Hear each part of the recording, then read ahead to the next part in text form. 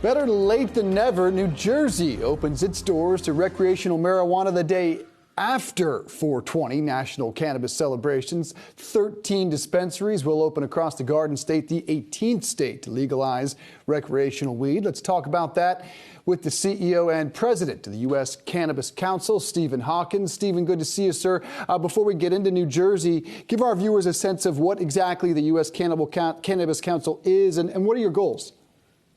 Well, Dave, great to be on the show. The U.S. Cannabis Council represents many of the largest MSOs, multi-state operators in the cannabis industry today, as well as some of the leading advocacy organizations.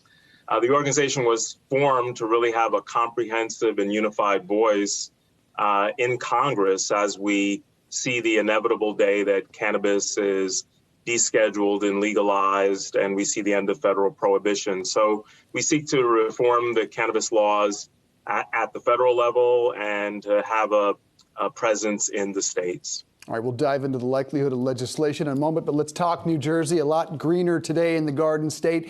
There were fears that lines would be out of control. I did see across Twitter long lines before dawn. How'd the opening go? The opening was fantastic. It just shows the breadth of public support for cannabis. The number of Americans. We know that public opinion polls for legalization at 68% nationally.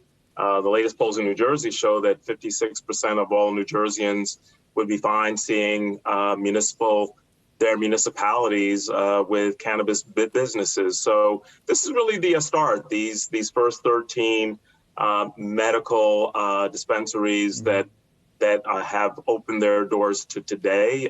We fully expect that New Jersey will be incredibly robust, and there's an estimate that we'll see $2 billion worth of cannabis revenue out of New Jersey in the future. $2 billion. And next is New Jersey, and New York, and of course, Connecticut. What state are you eyeing next?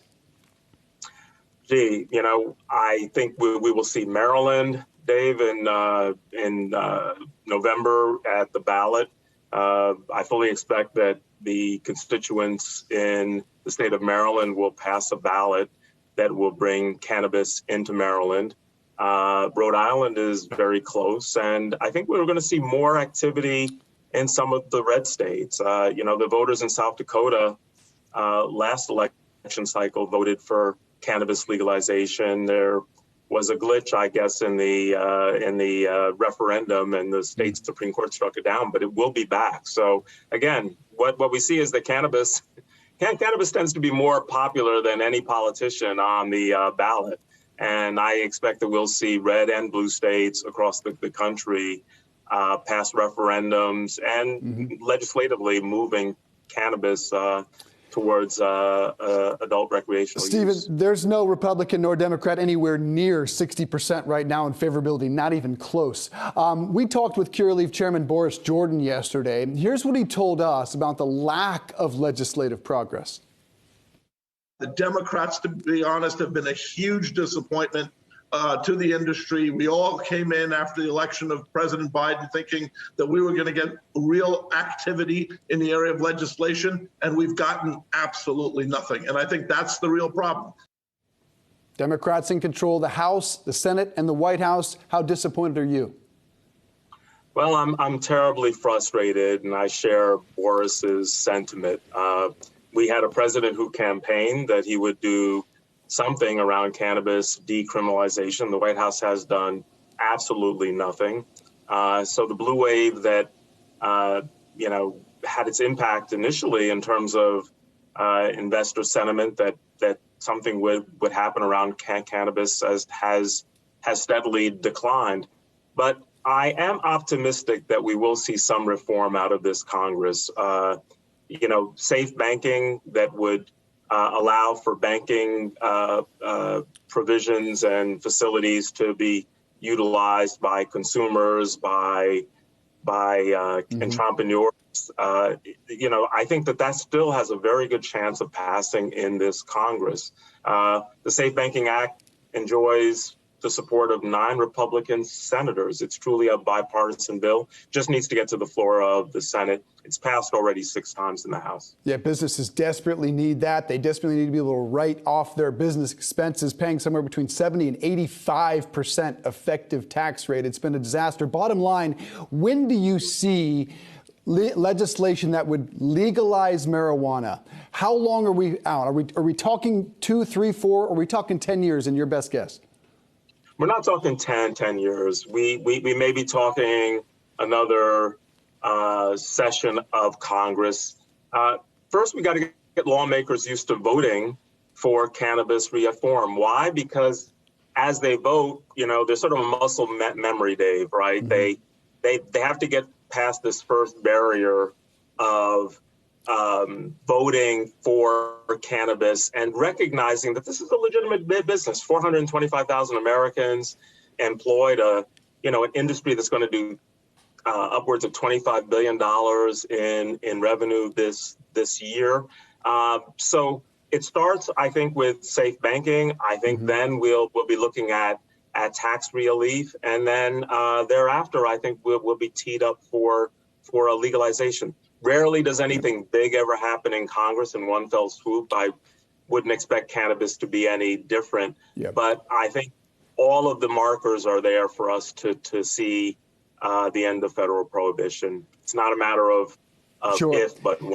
And Stephen, New York is coming, and social equity is obviously a huge part of everyone's legislation. But in New York, an interesting process there. People convicted of a cannabis offense, they actually get the state's first permits. Business owners are telling me they're fine with a level playing field.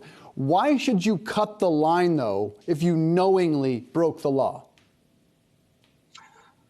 Well, this is but here's the thing with the equities around cannabis, and this is why we've had so much discussion around what to do with communities that were impacted.